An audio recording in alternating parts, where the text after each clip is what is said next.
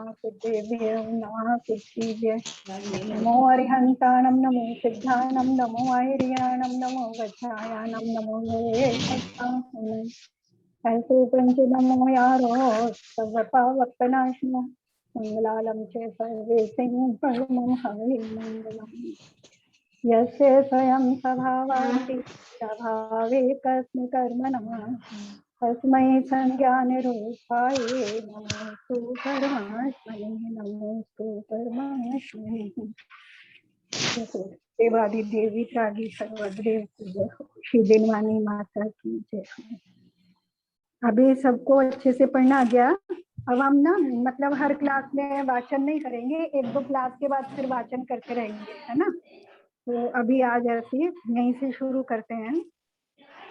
19-20 तक हमारे हो गए हैं। 19-20 का एक बार रिवीजन कर लेते हैं, फिर 21-22 श्लोक आज हम पढ़ लेंगे। पहले 19 नंबर श्लोक देख लेते हैं। यह जीव से उपकार आए तदेह से अपकार कम, यह देह से उपकार आए तजीव से अपकार कम। ये तो बिल्कुल सरल था, सबको अच्छे से इसका शब्द भी समझ में आ रहे हैं। जो जीव का, जो वस्तुएं, घटनाएं, चीजें जीव का उपकार करने में निमित्त होती हैं, पर देह से अपकार का, ये देह का अपकार करती हैं, शरीर के अपकार में कारण बनती हैं। और जो जीव का देह का उपकार करने के लिए देह से उपकार का, जो देह के उपकार में निमित्त होती हैं, वो जीव का अपकार करने में निमित्त बनती है। अगला श्लोक देखते हैं, 20 नंबर श्लोक है। इतः चिंता मनिर्दिव्य इतः पिन्याक खंडकम ध्यानेन चेदुभे लभ्ये काद्रियन्ताम विवेकिनः। इतः चिंता मनिर्दिव्य, इतः एक तरफ है ना, एक हाथ में या एक तरफ, चिंता मनिर्दिव्य, दिव्य चिंतामणि रत्न है। और इतः पिन्याक खंडकम, और दूसरी तरफ एक खली का टुकड़ा है। ध्यानेन चेद उभे लभ्ये, चेद यदि, ध्यानेन ध्यान से, उभे लभ्ये दोनों प्राप्त हो जाते हैं, तो पाद का आद्रियंताम विवेकिनः, जो विवेकी पुरुष हैं, जो ज्ञानी पुरुष हैं, समझदार हैं, वह किसका आद्रियंताम आदर करेंगे, है ना। ये सब हमने पूरा अच्छे से उदाहरणों के साथ समझ लिया था कि चिंता, तो एक तरफ चिंतामणि रत्न है और एक तरफ खली का टुकड़ा है, यानी बिल्कुल निष्प्रयोजन वस्तु है, और एक तरफ बहुत महत्वपूर्ण वस्तु है, और दोनों ध्यान के माध्यम से प्राप्त हो जाती हैं। तो हम ध्यान से किस चीज को पाना चाहेंगे, क्योंकि हम भी ज्ञानी हैं, है ना। तो आचार्य बता रहे हैं कि आप लोग ज्ञानी हो, समझदार हो, तो आप किससे, ध्यान से किसको प्राप्त करना चाहोगे। तो अब हमारा प्रश्न होगा कि अब हम क्या चाहेंगे, हम भी चाहेंगे हमें चिंतामणि रत्न मिले, है ना। लेकिन एक खली का टुकड़ा है, एक चिंतामणि रत्न है ना। उपमा तो हमने समझ ली थी कि चिंतामणि रत्न आचार्य किसे कह रहे हैं और खली का टुकड़ा किसे कह रहे हैं, लेकिन उपमा से ही देखते हैं कि अब हमारा प्रश्न क्या होगा, अगला प्रश्न क्या होगा हमारा, क्या प्रश्न होगा हमारा। खली का टुकड़ा किसको कहा है और चिंतामणि द्रव्य किसको कहा है? नहीं, ये तो हमने, ये तो आचार्य ने शब्दों से भाव से समझ लिया हमने। उसके आगे क्या प्रश्न, आत्मा जो श्रद्धान, किसका श्रद्धान करना चाहिए, कैसे श्रद्धान करना, श्रद्धान उत्पन्न। अब हमारा क्या है, देखो, ध्यान किसी ने चिंतामणि रत्न देखा है, किसी ने चिंतामणि रत्न देखा है क्या? नहीं देखा। खली का टुकड़ा देखा है? खली तो वही मतलब खास बचा हुआ है ना। खली का टुकड़ा तो कोई ना कोई चीज का, वो पहले तो बाजारों में खूब मिलते थे, गाय भैंसों को खिलाते थे, जिन्होंने गाय भैंसों को देखा है, वो तो देखा है ना। तो ऐसे ही अब हमारा अगला प्रश्न क्या होगा, क्योंकि शरीर से हम सब परिचित हैं, हमको सबको दिख रहा है, लेकिन जो आत्म तत्व है वो किसी को दिखाई नहीं देता है ना। तो अभी हमारा, जब हम चिंतामणि रत्न की बात करेंगे, तो अगर हमें कोई बताए कि वहाँ मतलब तुम ऐसे ऐसे ध्यान से तुम्हें दोनों चीजें मिल जाएंगी, तो हमारा सबसे पहला प्रश्न होगा, जो चीज हमने देखी नहीं है वो कैसी है ना। तो हमारा पहला प्रश्न होगा कि वो चिंतामणि रत्न रत्न कैसा, कैसा है, कैसे है ना? प्राप्त होगा श्रद्धान या कैसे कैसा? करना? और दूसरा प्रश्न होगा वो कैसे मिलेगा। हाँ, दो प्रश्न होंगे ना हमारे। पहला होगा कि ये आचार्य वो चिंतामणि रत्न कैसा होता है और वो कैसे प्राप्त होगा, ध्यान के माध्यम से, कौन से ध्यान से, किस प्रकार का ध्यान करने से उसकी प्राप्ति होगी, है ना। तो आचार्य आगे के प्रश्नों, आगे के जो श्लोक है उसी में उनका उत्तर दे रहे हैं, है ना। पहले बताते हैं दिव्य चिंतामणि रत्न, है ना। चिंतामणि रत्न यानी जिसको पाने से हमारी सब आकांक्षाएं, सब इच्छाएं पूरी हो जाएंगी, कोई इच्छा उसके बाद नहीं बचेगी। तो ऐसा वो आत्म तत्व जो है वो चिंतामणि रत्न है। लेकिन वो कैसा होता है उसको आचार्य उस आत्म तत्व को, यहाँ से अब हमारा 21 नंबर श्लोक से हमारा पूर्णतः अध्यात्म शुरू हो जाता है। यहाँ तक आचार्य ने वेद विज्ञान करा दिया और अब आत्म तत्व की बात करते हैं। वेद विज्ञान करके हमें कहाँ तक ले आए, सब चीजों से हटा करके उस दिव्य चिंतामणि रत्न तक ले आए जिसकी प्राप्ति करने से मैं पूर्ण शाश्वत सुखी हो जाऊंगा, है ना। अब उसका स्वरूप 21 नंबर के श्लोक में बता रहे हैं, है ना। फिर 22 से बताएंगे कि उसकी प्राप्ति कैसे होगी। ठीक है, चले 21 नंबर श्लोक पे आ जाते हैं। स्वसंवेदन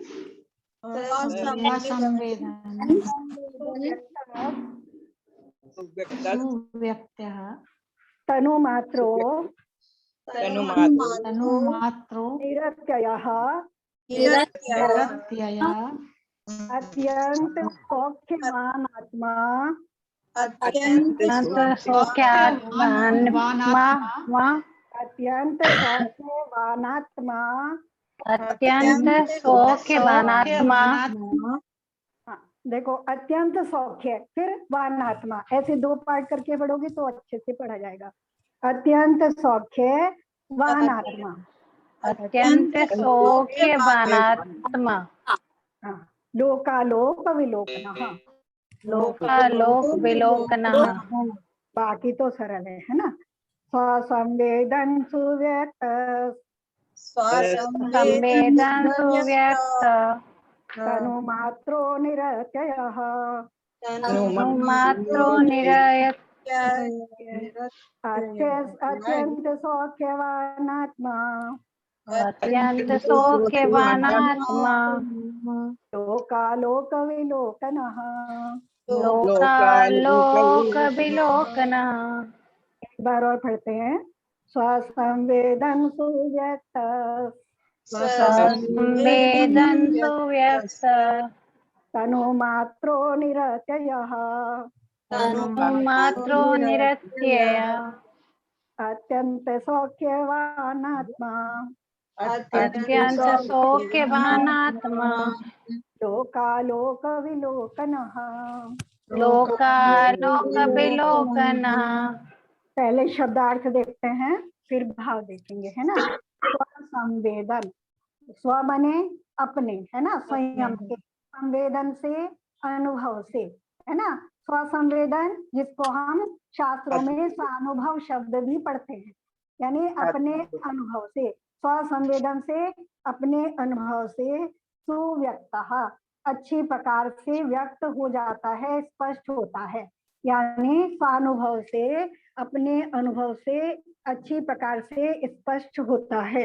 और कैसा है, तनु मात्रो, है ना। तनु मात्रो शरीर के आकार मात्र है, यानी जैसा शरीर का आकार है वैसा ही उसका आकार है। निरत्ययः अविनाशी है, यानी शाश्वत है, न कभी उत्पन्न होता है न कभी नष्ट होता है, अविनाशी है, यानी नाश होने से रहित है, कभी उसका नाश नहीं होता। और अत्यंत सौख्यवान, अनंत सुख वाला है। कौन, किसके विशेषण है ये सब, आत्मा।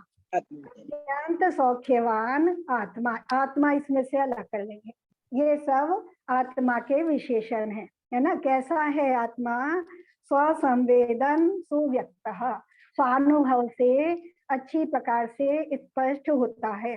तनु मात्रो शरीर के आकार मात्र है, यानी शरीर प्रमाण है। और निरत्ययः अविनाशी है, अत्यंत सौख्यवान, अनंत सुख स्वरूप है, और लोकालोक विलोकनहा, लोक और अलोक, लोक और अलोक हमने अच्छे से समझा था। लोक में तीनों लोक आ जाते हैं जिसमें 6 द्रव्य रहते हैं, अरोक अलोक उसके बाद का आकाश द्रव्य। उस लोक और अलोक को अच्छी प्रकार से देखने और जानने वाला है। ये सब आत्मा के विशेषण बताए आचार्य है ना। किसके विशेषण बता रहे हैं? चिंतामणि रत्न के विशेषण बता रहे हैं। देखो आत्मा शब्द जो है एक केवल जैन दर्शन में ही नहीं, सभी दर्शनों में आत्मा शब्द का प्रयोग होता है ना। उसको किसी ना किसी रूप में माना जाता है। यहाँ देखने में हमें लग रहे हैं शब्द हैं, बिल्कुल सरल से हैं, हम इन शब्दों को पढ़ के आए हैं, इन अर्थों को भी हम बार बार पढ़ चुके हैं है ना। लेकिन जो आचार्य के शब्द होते हैं वो बहुत सारे महत्व होता है उनके साथ में, और भी बहुत सारी चीजें जुड़ी होती हैं। तो यहाँ जिन्होंने व्याख्या की है इस श्लोक की, उन्होंने जो अन्य मत है उनका भी इन शब्दों के माध्यम से निराकरण किया है। जैन दर्शन आत्मा के स्वरूप को कैसा देखता है और अन्य दर्शन आत्मा के स्वरूप को कैसा देखते हैं, है ना। तो जैसे किसकी बात करें, जैसे मान लो गीता की बात करें, है ना। गीता में हम पढ़ते ना, न छिंदन्ति शस्त्राणि न दहति पावका न शोषति मारुतः, ऐसे शब्द उनके हैं कि ना तो अग्नि जला सकती है, न हवा सुखा सकती है, न अस्त्र शस्त्र काट सकते हैं। वहां किसकी बात कर रहे हैं? आत्मा की बात कर रहे हैं। लेकिन क्या वो आत्मा का पूर्ण स्वरूप है? आत्मा का उसमें, उस आत्मा के स्वरूप में, वो भी आत्मा के स्वरूप को बता रहे हैं और यहाँ भी आत्मा के स्वरूप को बता रहे हैं। तो क्या किसी को दोनों में कोई अंतर नजर आता है? नहीं, अंतर नहीं है। नहीं है। सोचो, ध्यान से सोचो, कुछ तो होगा।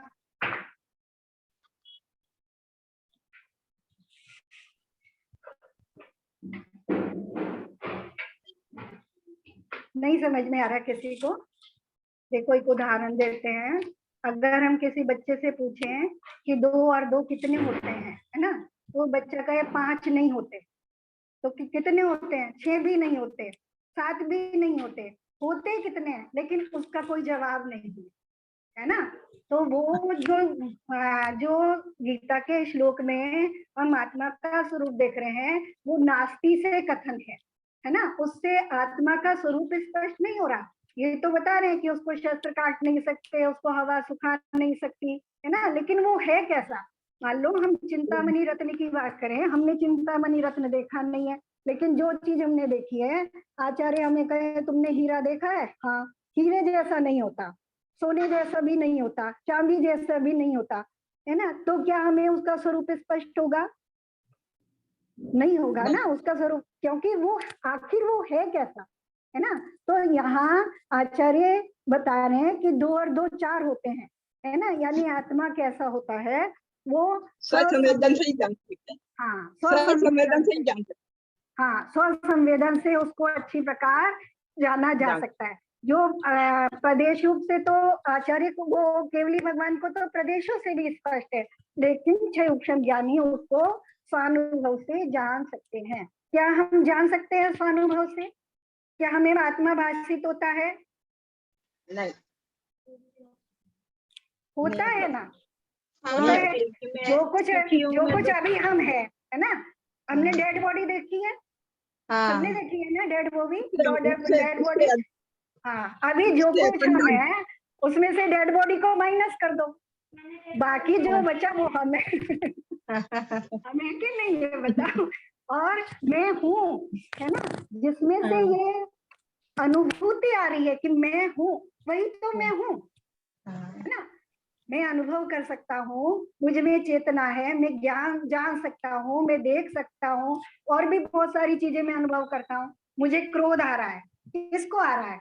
शरीर को तो क्रोध नहीं आता, है ना। तो एक आत्म तत्व है, तो वो अभी भी अनुभव में आ रहा है, लेकिन वो जैसा है वैसा का वैसा मुझे अभी शुद्ध रूप से अनुभव में नहीं आ रहा है ना। बस इतना सा अंतर है कि मैं उसका शुद्ध अनुभव नहीं कर पा रहा, लेकिन सम्यक दृष्टि उसका अनुभव ऐसा कर पाता है। तो स्वसंवेदन सुव्यक्ता, यानी स्वानुभव से अगर मैं जानने की कोशिश करूं, अपना उपयोग अगर मैं आत्मा की तरफ लगाऊं, है ना, मेरा उपयोग दोनों तरफ लगता है, स्व में भी लगता है और पर में भी लगता है। हम पढ़ के आए पीछे, स्व पर प्रकाशक होता है आत्मा, पर को भी जानता है और स्व को भी जानता है। लेकिन जैसे दीपक का उदाहरण देकर के समझते हैं कि दीपक स्व और पर को एक साथ प्रकाशित करता है, लेकिन मेरा उपयोग भी थोड़ा सा अंतर है। मेरा उपयोग जिस समय पर के साथ जुड़ा होता है उस समय पर को जानता है, और जब स्व को में जुड़ा होता है तब स्व को जानता है। सूक्ष्म अवस्था में ऐसा होता है। केवल ज्ञानी का तो दोनों का एक साथ प्रकाशक है, वह स्व और पर का प्रकाशक एक साथ हो रहा है ना। तो अगर मैं उस उपयोग को अपनी तरफ लगाऊं तो मैं उसे स्पष्ट रूप से अच्छी प्रकार से जान सकता हूं कि मेरा स्वरूप क्या है। तो स्व संवेदन सुव्यक्ता, पहली बात हो गई, क्या है ना, समझ में आ रहा है ना कि मैं अपने आप को स्वानुभव से जान सकता हूँ। इस बॉडी को अलग करके जो कुछ भी हूँ वो मैं हूँ, है ना। तो उस जिसमें मैं हूँ ऐसा, या मैं जान रहा हूँ, मैं देख रहा हूँ, मैं कर रहा हूँ, जहां भी मैं की प्रक्रिया हो रही है वहां मैं अपने को अनुभव कर सकता हूँ, अपने को जान सकता हूँ। फिर उसका आकार, अब आकार मुझे इंद्रियों से तो नहीं दिखता है, लेकिन उसका आकार केवल ज्ञानी को दिखाई देता है। तो कह रहे हैं शरीर प्रमाण है, यानी संसार अवस्था में जिस भी शरीर में वो आत्मा रह रही है, वो जीव रह रहा है, वो उसके प्रमाण है, उसके आकार का है ना। अपने शरीर में कहीं भी कोई भी जरा सा एक कांटा भी लगे तो हर जगह मैं अनुभव कर पाता हूँ, है ना। एक बालों को छोड़ दो जो कट कर पाते हैं, नाखूनों को छोड़ दो जिनमें चेतना नहीं है, उनके अलावा पूरे शरीर में जहां जहां भी चेतना है वहां वहां मैं हूँ, है ना। तो तनु मात्रो शरीर प्रमाण है। निरत्ययः अविनाशी है, यानी कभी नष्ट नहीं होता है। यानी जितने पुनर्जन्म इत्यादि की कथाएं हम देखते हैं, अभी भी बहुत सारे, तुम देखो यूट्यूब में बहुत सारे मैं देखती हूँ, कभी कभी आते हैं तो वीडियो डले रहते हैं कि उसका पुनर्जन्म हुआ, उसने सब बता दिया। तो उससे निर्णय होता है कि आत्मा, और इस चीज को बहुत सारे अन्य मत भी मानते हैं कि अविनाशी है, यानी नष्ट नहीं होता। फिर कह रहे अत्यंत सौख्यवान, यानी अनंत सुख वाला है। केवल सुख ही उसका स्वरूप है। जिसने उसको अनुभव किया है वो, उसका जो अनुभव है यानी आत्म तत्व का जो अनुभव है वो सुख रूप ही होता है, और हमेशा सुख रूप रहने वाला है। फिर कह रहे हैं लोकालोक विलोकनः, लोक और आलोक को जानने देखने वाला है। यानी लोक को यानी पर को भी, केवल स्व को नहीं जानता, पर को भी जानता और देखता है। ये तो हम देख ही रहे कि इंद्रियों के माध्यम से हम सब कुछ पर वस्तु को जान पा रहे हैं, देख पा रहे हैं, अभी भी देख और जान पा रहे हैं बहुत सारी चीजों को। तो लोकालोक विलोकनः, लोक और आलोक को देखने वाला है। अब इन शब्दों के माध्यम से थोड़ा सा इसमें इन्होंने व्याख्यान में बताया है, तो मैं बता देती हूँ कि जो अन्य मत है, बहुत सारे मत ऐसे हैं जो कि मानते हैं कि जो आत्मा है वो ज्ञान शून्य है ना। कुछ मत ऐसे मानते हैं, सांख्य मत है वो ऐसा मानता है कि आत्मा ज्ञान शून्य है, पर उससे जिन वस्तुओं को वो जिनके से उसकी निकटता होती है उनका ज्ञान उसमें आ जाता है ना। तो इस चीज से कि स्वसंवेदन सुव्यक्त स्वानुभव से अनुभव में आता है, यानी स्वयं को भी जानता है, इससे आत्मा के ज्ञान शून्य पने का खंडन हो जाता है कि आत्मा ज्ञान शून्य नहीं है।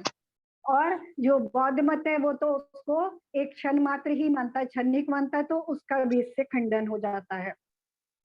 दूसरा कह रहे हैं, जो दूसरा दिया तनु मात्र, कि शरीर के आकार मात्र है, शरीर प्रमाण है। तो उसमें ऐसा है जैसे जो वेदांती मानते हैं कि जो आत्मा है एक परमात्म तत्व मान लिया उन्होंने कि वो सर्वव्यापी है ना। कुछ चीजें तो हमें पता है ना, जैसे और जो बाकी जितनी आत्माएं हैं वो सब उसका अंश है, यानी कण कण में भगवान व्याप्त है और बाकी हम जो हैं उनका अंश है।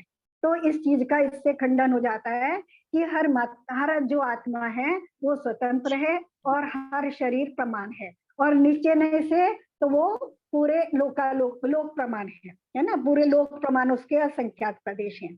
फिर जो उन्होंने कहा निरत्यः अविनाशी है, यानी कभी उसका नाश नहीं होता। तो एक चार्वाक मत है जिसकी मान्यता ऐसी है कि ये जो पंचभूत है, पंचभूत को मिला करके आत्मा उत्पन्न होती है, और जब ये पंचभूत मिट्टी में मिल जाते हैं, यानी जब जन्म होता है तो 5 भूतों को मिला करके ये आत्मा उत्पन्न हो जाती है, और जब मर जाता है तो फिर उसी में विलीन हो जाती है, यानी समाप्त हो जाती है। तो वो एक पर्याय जितना ही जीव को मानते हैं, तो उस मत का खंडन हो जाता है ना। और लोकालोक विलोकनः कि स्वयं को भी जानता है और पर को भी जानता है। तो लोकालोक विलोकन यानी पर को भी जानता है, ऐसा कहने से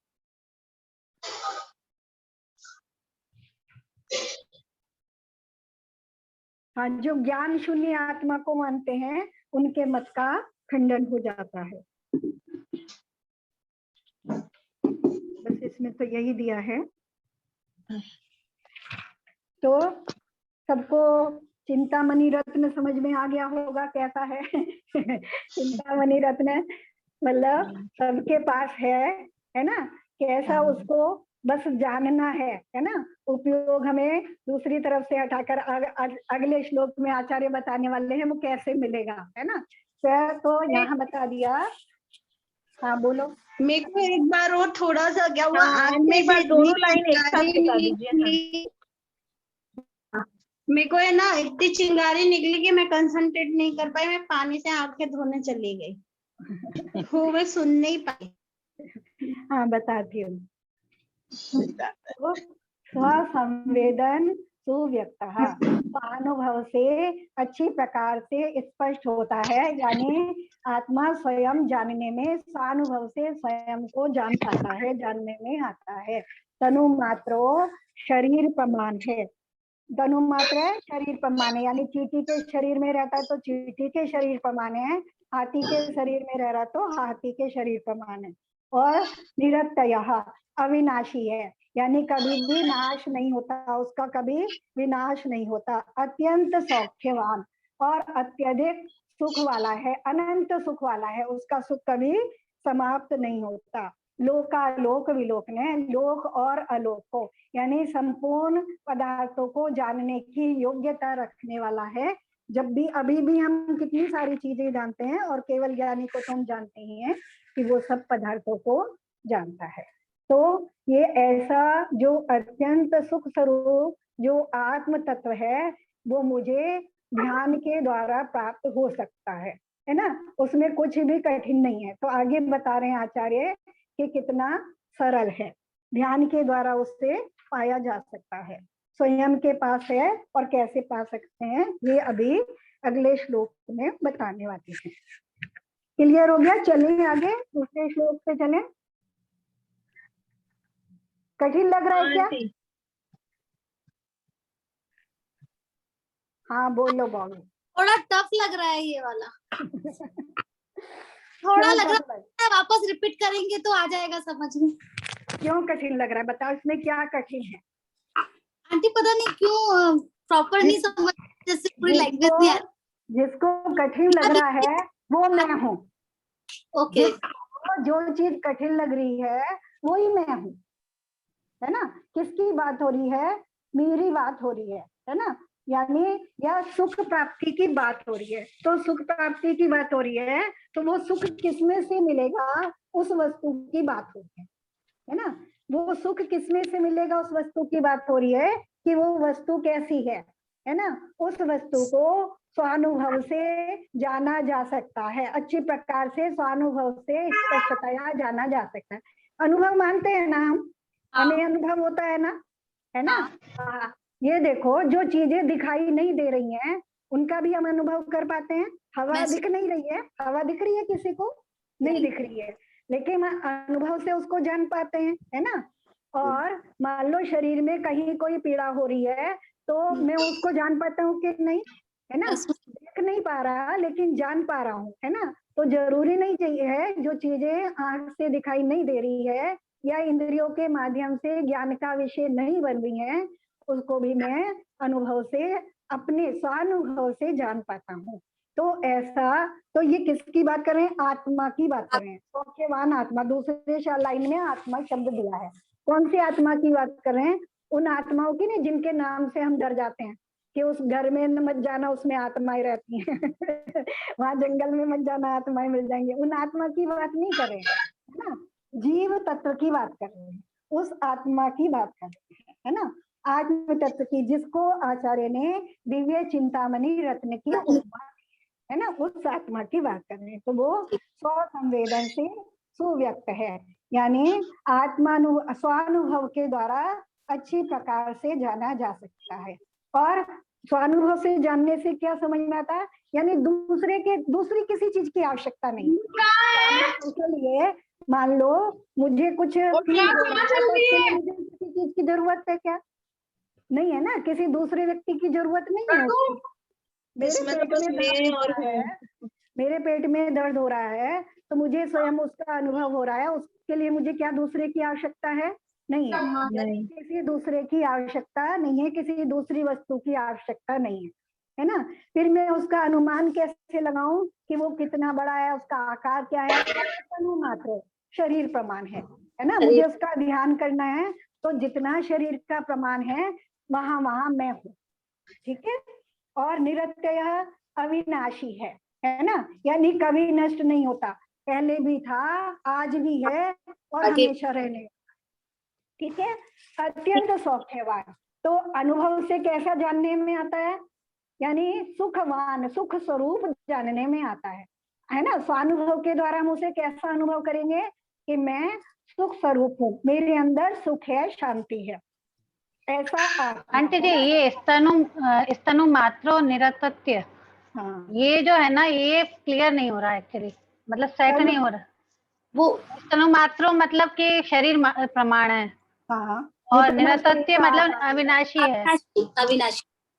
हाँ, निरत्य माने अविनाशी, दोनों अलग अलग विशेषण है ना।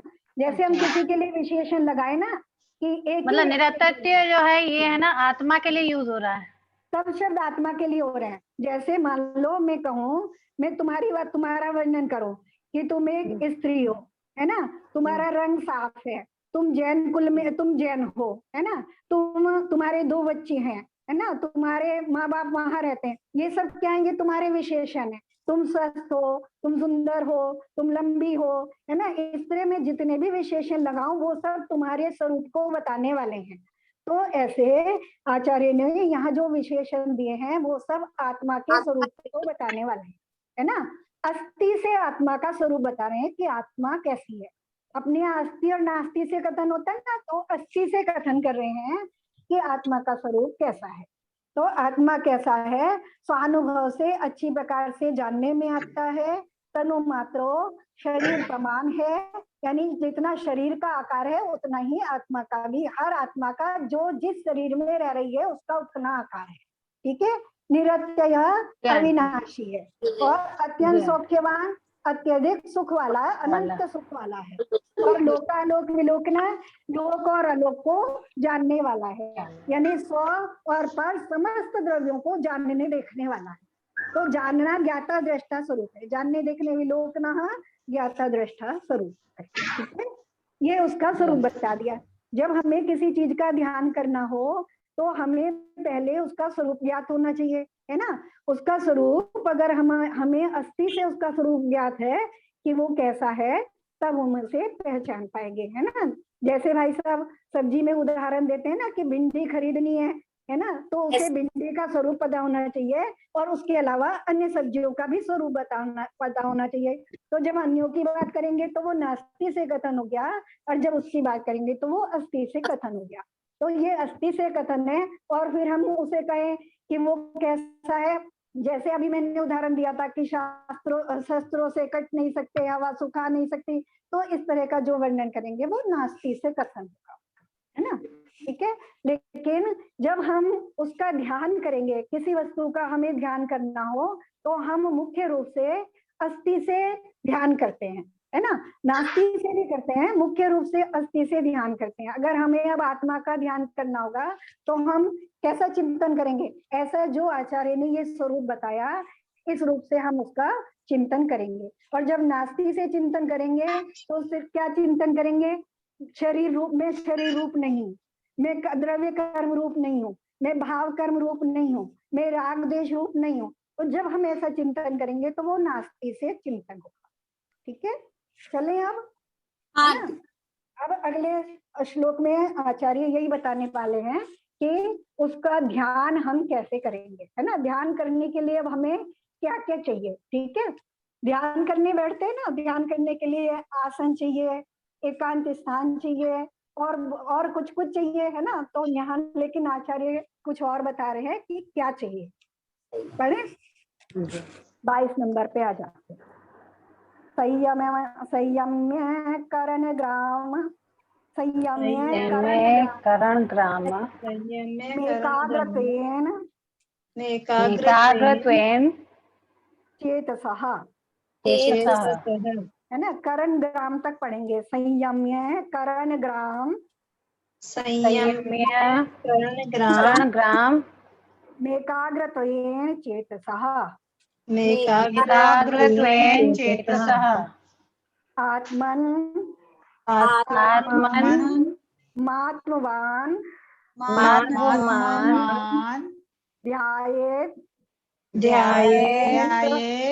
दात्मनि वात्मनि स्थितम। चलो हमें और कठिन लगने फिर से पढ़ते हैं, ये पूरा लंबा वर्ड है। उसका भाव भी कठिन लगने वाला है। संयम्य करण ग्राम करण ग्राम एकाग्रत्वेन चेतसः एकाग्रत्वेन चेतसः आत्मन आत्मन मात्मवान मात्मवान ध्याये दात्मनि वात्मनि स्थितम।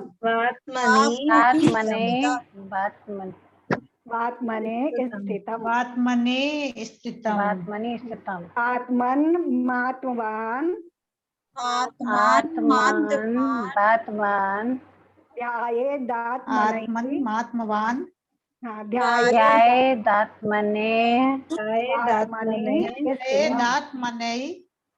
वात्मनि स्थितम। पढ़े? हाँ आंटी, इसको पढ़ना भी एकाग्रता से पढ़ना। ये करण ग्राम करण ग्राम एकाग्रत्वेन चेतसा आत्मन मात्मान ध्याये आत्मान ध्याये दात्मनैवात्मने स्थितम्। आत्मनेवात्मति स्तम। फिर से पढ़ते हैं ना। संयम्य करण ग्राम संयम्य करण ग्राम एकाग्रत्वेन चेतसः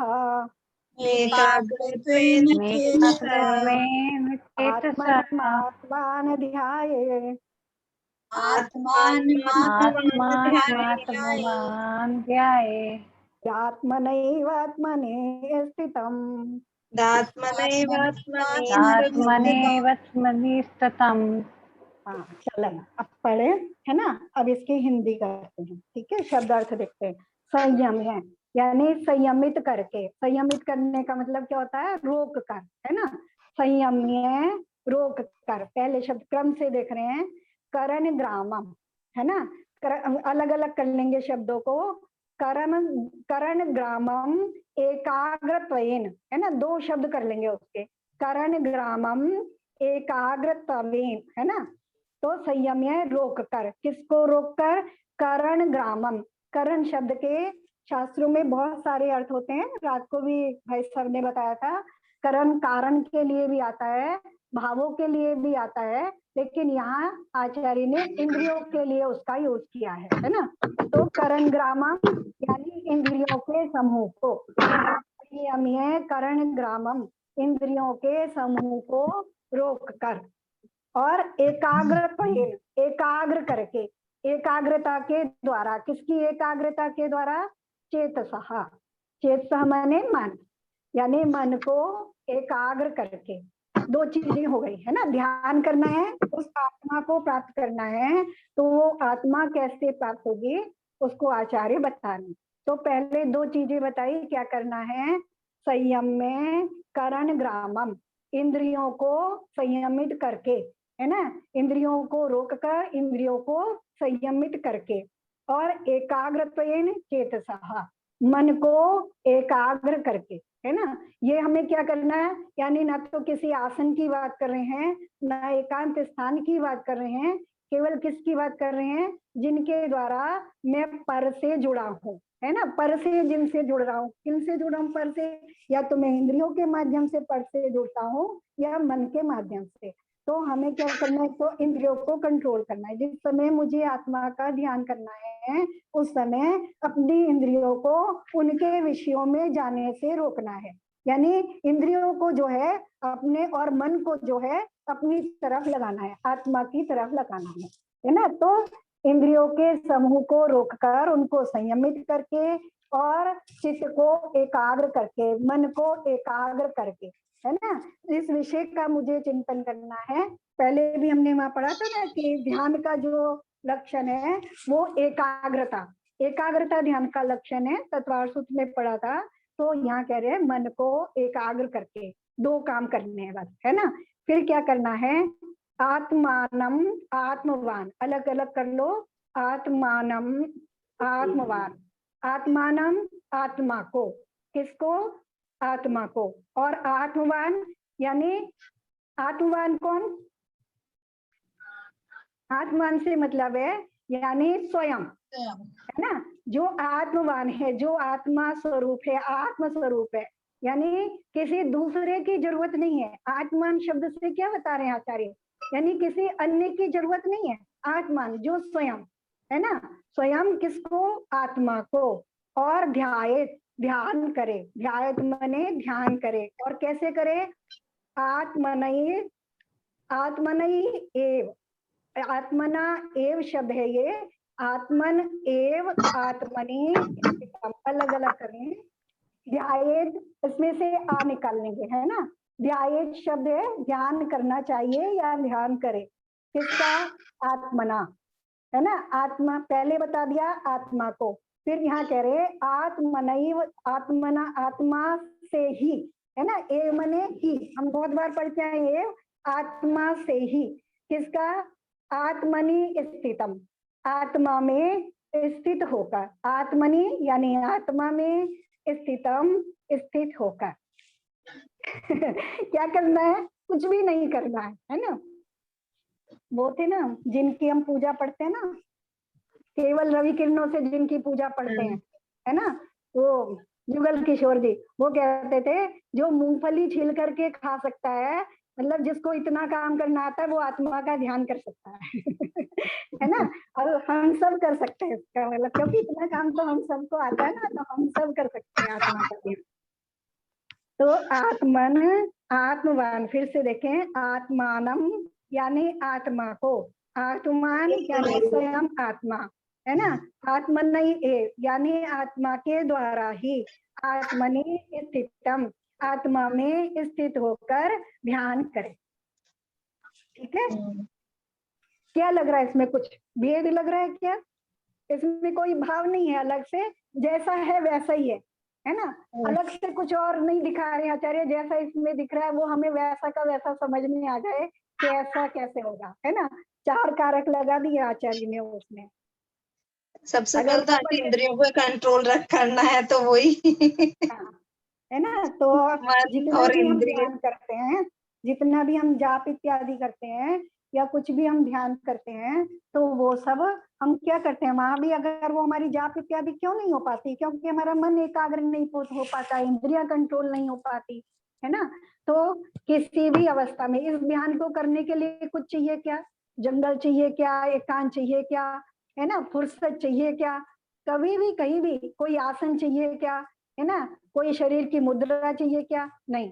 तो ऐसा जो दुर्लभ चिंतामणि रत्न है वो केवल इतना करने से प्राप्त हो जाता है ना, ये आचार्य बताना चाह रहे हैं। तो उसमें बस महत्वपूर्ण है कि हमें क्या करना है, इंद्रियों को रोक करके, यानी अपनी इंद्रियों को कंट्रोल में करके, संयमित करके, और मन को एकाग्र करके। मन कैसे एकाग्र होगा, दोनों चीजें कैसे होंगी बताओ, दोनों चीजों को करने के लिए क्या चाहिए? पहले तो अपने आप पे संकल्पित होना पड़ेगा। हाँ देखो अभी हम जो पीछे पढ़ के आए ना वो सब इसके अंदर आ जाता है। इंद्रियों को कंट्रोल करने के लिए, संयमित करने के लिए भेद विज्ञान होना चाहिए। जिसको हाँ। भेद विज्ञान हो गया है ना, उसे वस्तु का स्वरूप पता चल गया तो उसकी इंद्रियां बाहर भागेंगी नहीं, है ना। उसे क्योंकि अब उसे पता है कि मुझे बाहर में कोई सुख मिलने वाला नहीं है, बाहरी किसी वस्तु से कोई सुख मिलने वाला नहीं है। पूरा बेसिक श्लोक में हम पीछे देख के आए हैं कि बाहर जितनी वस्तुएं हैं उनसे मुझे कोई सुख मिलने वाला नहीं है, तो उनकी तरफ मुझे दौड़ने की जरूरत नहीं। अगर ये विषय मेरे समझ में बैठ गया तो मेरी इंद्रियां जिस समय मैं ध्यान करना चाहूँ कंट्रोल हो जाएंगी। और मन की एकाग्रता कैसे होगी कि जिसका मुझे ध्यान करना है उसका स्वरूप मुझे पता है, मैं मन को उसमें लगा दूं तो मेरा मन एकाग्र हो जाएगा, है ना। जिस चीज का मैं ध्यान करना चाह रहा हूँ तो पहले श्लोक में आचार्य ने उस आत्मा का स्वरूप बता दिया कि वो कैसा है, यानी मैं उसका ध्यान करूं तो मैं उसका ध्यान कर सकता हूँ। और दूसरे मुझे अगर शुद्ध का यानी जिनवानी का मुझे अभ्यास होगा तो जिनवानी ने जिस अपेक्षा से भी, जिस तरह से भी द्रव्य का कथन किया गया है, अस्थि से नास्ति से, मैं उस प्रकार से मन को एकाग्र करके उसका चिंतन कर सकता हूँ। ठीक है, तो ये दोनों तरीके हमें उस तरीके से मिल जाएंगे जो हमने अच्छी तरह से जान लिए हैं और समझ लिए हैं। तो ये दो माध्यम हैं इंद्रियों को कंट्रोल करने के और मन को एकाग्र करने के, है ना। अब किसका, इन सब के माध्यम से हमें किसका ध्यान करना है, आत्मा को ध्यान है ना, परमात्मा को नहीं ध्यान, आत्मा को, स्वयं अपने आत्मा का ध्यान करना है। और किसको करना है, स्वयं को, जिसे पाना है उसी को, है ना। अगर जैसे कहते हैं गाड़ीवान, हमने कहा तो गाड़ीवान को अगर गाड़ी का ध्यान करना है तो जिसकी गाड़ी है उसी को अपनी गाड़ी को याद करना पड़ेगा ना। तो अगर मुझे आत्मा का चिंतन करना है तो मैं ही आत्मवान हूँ, मुझे ही अपनी आत्मा का चिंतन करना। कैसे करना होगा, आत्मा के द्वारा ही करना होगा, है ना। बाहर से कोई चीज नहीं चाहिए मुझे उसके लिए, किसके माध्यम से करना है, अपने उपयोग के माध्यम से। मेरा ही उपयोग है, मेरे आत्मा के ही उपयोग। अब चली गई, फोन आ गया आंटी। नहीं म्यूट हो गया है आंटी का भी। है आंटी का म्यूट हो गया। आंटी म्यूट हो गया क्या आपका? हाँ अभी ठीक। हाँ, कर लिया मैंने, ठीक है ना। तो आत्मा को किसका ध्यान करना है, आत्मा का। किसको करना है, स्वयं को, यानी वो चाहिए उसी को अपनी, किसका ध्यान करना है, अपनी आत्मा का। ना तो पंच परमेष्ठी की बात कर रहे हैं, ना संसार की किसी अन्य वस्तु की बात कर रहे हैं, किसी की नहीं कर रहे हैं। स्वयं को, स्वयं का ध्यान करना है। कैसे करना है, स्वयं के द्वारा करना है। स्वयं के द्वारा यानी अपने उपयोग को, जो मेरा उपयोग अभी बाहर में पर वस्तुओं में जाता था उससे अब अपने अंदर लगाना है। कैसे, उसी में रुक करके, उसी में स्थित होकर के उसका ध्यान करना है। उसके माध्यम से मुझे चिंतामणि रत्न की, उसे यानी जो दुर्लभ चिंतामणि रत्न है उसको प्राप्त करना इतना सरल है। वो खुद मेरी अपनी तिजोरी में रखा है ना। और कैसा है ये भी आचार्य ने दिखा दिया, बस अपनी तिजोरी खोल के देखना है ना। उसमें 2-3 चाबियां, वो 2-3 लॉक लगे, बस वो खोलने पड़ेंगे, है ना। उनके नंबर मिलाने पड़ेंगे, 5 इंद्रियों को रोकना पड़ेगा, मन को एकाग्र करना पड़ेगा, अपने उपयोग को उसी में लगाना पड़ेगा। लेकिन आंटी ये तो हमारे स्वभाव में ही है ना कि मन चंचल है तो देखो अब जिस चीज को पाने की लगन हो उसकी तरफ हम अपना पूरा पुरुषार्थ झोंक देते हैं हर तरीके से। और अब अपनी पुण्य की कृपा से हमें सारे तरीके मिल गए, है ना। इतने अच्छे तरीके सब हमें मिल गए हैं, जानने के लिए मिल गए हैं, तो हम उठते बैठते चलते फिरते भी ध्यान कर सकते हैं, है ना। और एकाग्र होकर के भी कहीं भी बिस्तर में लेट के भी हम ऐसा ध्यान कर सकते हैं। अपनी आत्मा का ध्यान करने के लिए मुझे बिस्तर में लेटा हूं तो मैं कर सकता हूँ कि नहीं, है ना, कि मैं कैसा हूँ, मैं अत्यंत सुख स्वरूप हूँ, मैं शरीर प्रमाण हूँ, ये सब मैं चिंतन कर सकता हूँ नहीं। अपने अनुभव से मैं जानने में आता हूँ, है ना, मुझे पता चलता है कि मैं किस परिणाम रूप परिणमन कर रहा हूँ। मैं कषाय रूप परिणमित हो रहा हूँ, मैं राग रूप परिणमित हो रहा हूँ, मैं द्वेष रूप परिणमित हो रहा हूँ, ऐसा। लेकिन मैं इन सब से भिन्न हूँ, क्योंकि ये व्यवस्थाएं जितनी हो रही हैं बाहर में जुड़ने के कारण हो रही हैं। अगर मैं बाहर से अपने संबंध हटा लूं तो ये सब कुछ मेरे अंदर नहीं है। मैं कैसा शुद्ध स्वरूपी एक ऐसा आत्मा हूँ, है ना। और किसी तरह का जब मुझे ये हो जाएगा कि मैं अविनाशी तत्व हूँ तो मुझे किसी तरह का भय नहीं रहेगा, है ना। किसी तरह से मेरा विनाश नहीं हो सकता। ये विनाश की बात करते हैं तो वो नास्ती से देखते हैं, है ना, कि किसी अस्त्र से काटा नहीं जा सकता, हवा से सुखाया नहीं जा सकता, अग्नि से जलाया नहीं जा सकता। तो मैं कैसा हूँ, अविनाशी हूँ, है ना। उसका अस्थि स्वरूप आ गया तो मैं अविनाशी तत्व हूँ। और अत्यंत सौख्यवान, तो जब मैं अपने में स्थिर होऊंगा तो उस समय मैं अत्यंत सुख का वेदन, अत्यंत सुख का अनुभव करूंगा। उस आत्मा को मैं कैसा अनुभव कर पाऊंगा, ये भी बता रहे हैं आचार्य कि जिस समय मैं उसका अनुभव करूंगा तो कैसा अनुभव करूंगा कि मैं अत्यंत सुख स्वरूप हूँ, अत्यंत सौख्यवान, है ना, अत्यंत सुख स्वरूप हूँ और लोकालोक को जानने देखने वाला हूँ। यह लक्ष्य आ गया, है ना। तो ये जो मुझे है ये कैसे प्राप्त होगा, एक बार फिर शब्द देख लेते हैं दोनों श्लोकों के। स्वसंवेदन, पहले 21 नंबर देखते हैं, है ना, शब्द के अर्थ देख रहे हैं। स्वसंवेदन सुयता, है ना, स्वसंवेदन से, स्वानुभव से अच्छी प्रकार से जानने में आता है, स्पष्ट होता है। तनु मात्रो शरीर प्रमाण है, निरतयः अविनाशी है, कभी भी किसी प्रकार से भी नष्ट नहीं होता, तो कोई चिंता करने की जरूरत नहीं है, जैसा है वैसा हमेशा बना रहता है। अत्यंत सौख्यवान और अत्यंत सुख स्वरूप और अनंत सुख स्वरूप ऐसा आत्मा, आत्मा जो है ऐसा तत्व है। और लोकालोक विलोकनः, लोक और आलोक को जानने और देखने वाला है। फिर आ जाए 22 नंबर पे, संयम्य करण ग्रामम एकाग्रत्वेन चेतसः। संयम्य करण ग्रामम, इंद्रियों के समूह को रोककर, यानी जो इंद्रियों के माध्यम से मेरा उपयोग बाहर जा रहा है उसको बाहर से हटाकर अंदर लगाकर, है ना। और एकाग्रत्वेन चेत है, मन को एकाग्र करके। आत्मानम, आत्मवान, आत्मा को आत्मावान यानी स्वयं ध्याये, ध्यान करे। आत्मनैव, आत्मा के द्वारा ही, और आत्मनि स्थितम, अपने में स्थित होकर। और अपने में स्थित होने के लिए मुझे किसी भी चीज की जरूरत नहीं है, इन सब के लिए मुझे अन्य किसी वस्तु की जरूरत नहीं है।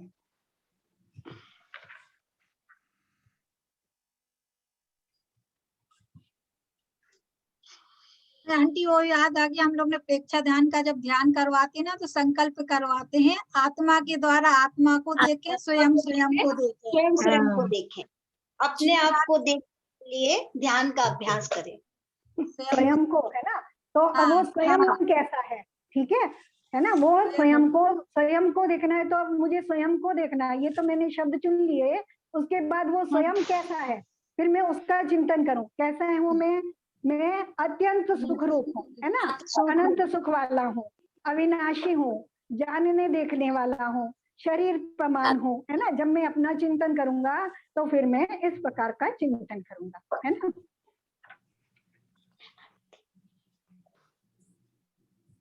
आंटी वो एक बार कभी कुछ समय पहले प्रवचन में या कहीं सुना था कि जैसे गृहस्थ रहते हैं ना तो बोलते हैं कि गृहस्थ का तो ध्यान कितना भी कुछ करे वो ध्यान लगता ही नहीं है, वो कभी भी जाएगा तो या तो वो उसको आकुलता होगी या मन उसका विचलित हो ही जाता है। उनका ध्यान वो घंटों, मतलब पूजा विधान करने के लिए बहुत देर देर तक बैठेंगे, लग जाएगा मन, लेकिन ध्यान में उनका मन गृहस्थ का लगता ही नहीं है। हाँ, तुम्हारी बात बिल्कुल सही है, लेकिन जब रुचि उत्पन्न होती है वो गृहस्थ में रहकर भी उत्पन्न हो सकती है ना। जिसको जो मुन्नी बन रहा है, जो शावक बन रहा है, जो आर्यक बन रहा है, वो भी गृहस्थ में से निकल के आया है। है ना। और जब उसको ऐसी रुचि उत्पन्न हुई है तब वो उस मार्ग पे चला है ना। पहले रुचि उत्पन्न होगी, मान लो कोई डॉक्टर बन रहा है, पहले उसमें डॉक्टर बनने की रुचि होगी, है ना, फिर वो उस तरह का वो पढ़ाई करेगा, फिर उसका अभ्यास करेगा, फिर डॉक्टर बनेगा।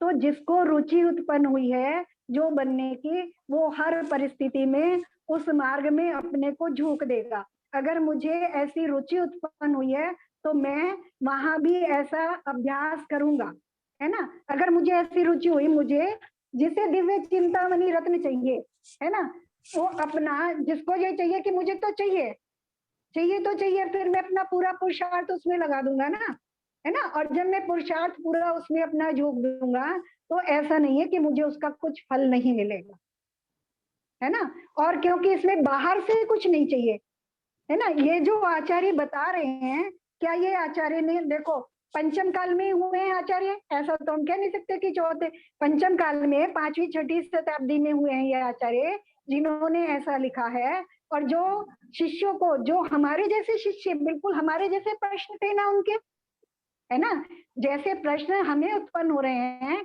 वैसे ही प्रश्नों के माध्यम से उन्होंने आंसर दिया है ना। हम किसी और की बात नहीं कर रहे हैं, आचार्यों की बात कर रहे हैं। और हमारे जैसे प्रश्नों का, जैसे प्रश्न हमें आ रहे थे वैसे ही प्रश्नों का आचार्य उत्तर दे रहे हैं। तो वो हमें किसके लिए बता रहे हैं? वो अपने लिए थोड़ी बता रहे हैं, अपने लिए तो वो स्वयं कर ही रहे हैं, वो हमारा मार्गदर्शन कर रहे हैं। तो हमारे लिए भी ऐसा संभव है ना, बिल्कुल असंभव नहीं है। अपनी चीज को अपने में पाना है तो ऐसा नहीं है, अगर हम कोशिश करें तो हम पा नहीं सकते। देखो, जिस बच्चे को अगर क्लास में उसे ये पता है कि मुझे क्लास में टॉप करना है, तो वो अपनी उसमें पूरी शक्ति लगा देता है, झोंक देता है कि मुझे 100% मार्क्स लाना है ना। अब उसने पूरी पावर लगाई, तो अगर वो 100% नहीं भी ला पाया तो क्या 90%, 93%, 95% ला पाएगा कि नहीं ला पाएगा? ला पाएगा ना। तो अगर हम उस दिशा में हम अपना पुरुषार्थ करें तो भले मुनियों की तरह हम 100% उसको ना पा पाए, लेकिन वो वस्तु मेरी है, मेरे पास है, मुझे कुछ भी ना मिले ये संभव नहीं। कुछ तो मिलेगा ही ना, 50% तो मिलेगा कम से कम। ये मान के चलो, जब मैं पूरा उसी में लग जाऊंगा, उसको पाने के लिए कुछ भी थोड़ा भी समय दूंगा तो मुझे कुछ ना मिले, ऐसा मुझे नहीं लगता। ये मेरी सोच है, मुझे लगता है मिलेगा। वो मिलने उसकी दृष्टि से बताया था कि ध्यान अपन पूजा पाठ घंटों बैठ के कर लेते हैं, विधान कर लेंगे बहुत देर तक, लेकिन ध्यान में हमारा मन विचलित मतलब ग्रस्त का क्यों नहीं हो पूजा के पाता? कारण वो उनका क्यों मन नहीं हो हो पाता? जाता है। देखो, उसके 2 ही कारण हैं क्यों नहीं हो पाता। हम वो उनके जैसा वैसा ध्यान हम क्यों नहीं कर पाते? क्योंकि हमने वस्तु के स्वरूप को यथावत जाना नहीं है। तो हम ध्यान किसका करें? इसलिए नहीं कर पाते हम उसका ध्यान। जब हम किसी के स्वरूप को जानते नहीं है, है ना, जैसे हमें भिंडी का स्वरूप अगर सही से पता नहीं है तो हम कितना भी छाने, हमें भिंडी मिलेगी क्या? नहीं मिलेगी ना। तो जब तक हमें आत्मा का स्वरूप सही से पता नहीं है तो क्या तब तक हम आत्मा का ध्यान कर पाएंगे? तो हम आत्मा का स्वरूप कैसा है उसको अच्छी तरह आगे आचार्य आगे के श्लोकों में यही सब बताने वाले, पूरा अध्यात्म है अब आगे, है ना। और अध्यात्म का मतलब ही क्या होता है? हमने पहले ही समझा था कि आत्मा में अधिष्ठित हो जाना, यानी अपनी आत्मा में पहुंच जाना, उसी का नाम, जो आत्मा में पहुंचा दे वो अध्यात्म। तो आचार्य तो बता रहे हैं भैया, जो पहुंच ये तो पता है आंटी कि यही एकमात्र रास्ता है, चाहे हम आज करें चाहे कल करें। देखो, आचार्य को पता है कि इस पंचम काल में भी जब मैं जा पा रहा हूँ तो मेरे जैसे जितने जीव सब जा सकते हैं, है ना। तो हो सकता है हम भी जा सकते हैं, है ना। तो वो हमें भी ऐसा देख रहे हैं, ऐसा मार्गदर्शन कर रहे हैं, और मुझे भी लग रहा है कि हम ऐसा पा सकते हैं। भावना तो यही करते, भाव में से यही रखते हैं कि जल्दी से हम भी इस मार्ग में जाते हुए चलते हुए वही, है ना। तो अब जो लोग ध्यान करते हैं, हम लोगों में से बहुत लोग ध्यान करते हैं, है ना, भावना योग करते हैं या प्रेक्षा ध्यान करते हैं। तो जो भी ध्यान करते हैं उस ध्यान में थोड़ा सा समय आत्म स्वरूप के चिंतन के लिए निकालें, है ना। वो लास्ट में ना, जैसे कोई भी ध्यान होता है लास्ट में वो आत्म स्वरूप का चिंतन आ ही रहता है। मैं शरीर नहीं हूँ, मैं ज्ञाता हूँ, मैं ज्ञान आता जाता है। हाँ, अब नहीं, अस्थि से भी ध्यान करना है ना, कि मैं कैसा हूँ, है ना, मैं अनुभव करने वाला हूँ, मैं इस शरीर प्रमाण हूँ, और पूरे शरीर में जो तत्व है, जो जान रहा है वो मैं हूँ, जो देख रहा है वो मैं हूँ, जो अनुभव कर रहा है वो मैं हूँ, है ना, मैं हूँ। उस मैं का हम चिंतन करें कि मैं ऐसा हूँ। ठीक है, भेद अब विज्ञान आगे की भी- साधना के साथ करेंगे तो हो जाता है हाँ थोड़ा होगा, बहुत। क्यों नहीं होगा, होगा जरूर होगा। पर है ना, उस समय राग द्वेष की छींटता जरूर होती है, और शांति तो जरूर लगती है। हाँ, अब ये जो नहीं तुम्हारा, पूछते कि हम हाँ, जो तुम लोगों का प्रश्न है ना कि हम लोग हाँ। नहीं कर पाते, हम लोगों को नहीं हो पाता, इसका उत्तर आचार्य अगले श्लोक में देने वाले कि हो पाता है कि नहीं हो पाता, यही बता रहे हैं अगले श्लोक में, अगली बार देखेंगे। आंटी वो पूरी मन स्थिति को जानते हैं और पूरा आगे से आगे इस तरह से करते चले जा रहे हैं। वो देखो, वो भी हमारे जैसी अवस्था से गुजर के निकले हैं, वो उससे अपरिचित नहीं है ना, वो अपरिचित नहीं है, और उनको पता है, और कैसे उनको हुआ और कैसे हमको होगा, ऐसे वो मार्गदर्शन दे रहे हैं हमको। तो उन्हें पता है कि जैसा जो हम सोच रहे हैं ना, बिल्कुल जो हमारे विकल्प चल रहे हैं कि हमें नहीं हो सकता, मुनियों को हो सकता है, आचार्यों को हो सकता है, हमारी इस अवस्था में नहीं हो सकता, तो आचार्य अगली बार बताने वाले हैं क्लास में। ठीक है, एक ऋतु के पास एक किताब है ज्ञानमती माता जी के ध्यान की, उन्होंने भी लिखा है कि हो सकता है। देखो मैं नहीं कह रही हूँ, आचार्य बता रहे हैं, अगली बार तुम्हें बताएंगे। अभी तो आचार्य ने ये बताया उसका कि वो कैसा है, उसका ध्यान कैसे होता है, ये बता रहे हैं ना। अब मिलेगा कि नहीं मिलेगा ये अगले श्लोक में बता देंगे आचार्य। काफी इंटरेस्टिंग है आंटी ये तो। बहुत ज्यादा, अभी बहुत अच्छा। आज के तो सीरियल की तरह है कि ऐसी जगह जाके छोड़ दो, आगे अभी फिर आंटी अभी हम कल इंटरेस्टेड रहेंगे कि भाई आगे क्या होने वाला है। अच्छा ये बताइए, जैसे छूतक चल रहा हो घर में, तो जैसे हमने तो जेरॉक्स करा के रखे, मतलब उसकी कॉपी निकाली, तो वो पढ़ सकते हैं कि वो उनको भी नहीं छू सकते हैं? नहीं भैया, वो नहीं छूना, बस वो खाली नहीं छू- मोबाइल से ही काम चलाना। मोबाइल में देख के भले पढ़ लो, बाकी इसको मत छुओ। इतना तो पालन कर ही लो। चलो जिनवानी मैंने स्तुति है। वैसे अब सब इस बार ध्यान करने की कोशिश करना, फिर अगली बार बताना किसने कैसा कैसा ध्यान किया। ठीक है, अभी आंटी यही देखना है कि कोई क्या कर रहा है वो नहीं देखना, हमें क्या करना है वो देखना, हाँ। मतलब मुझे क्या करना है वो नहीं, कभी कभी ऐसा होता है ना, दूसरे के एक्सपीरियंस जो शेयर करते हैं उससे भी हमारा काम हो जाता है ना, कि हाँ। हमसे नहीं हो रहा है तो दूसरा बताए मैंने ऐसे कोशिश की, तो हम वैसे कोशिश करके देखे, तो कभी कभी वैसे काम बन जाता है ना। तो आचार्य भी तो अपने एक्सपीरियंस से ही हमें बता पा रहे हैं, और तभी तो हम उस मार्ग पे चल पा रहे हैं, है ना। तो कर सकते हैं, कोई दिक्कत नहीं, कोशिश करेंगे सब, है ना। ठीक है, ठीक है आंटी। यावानी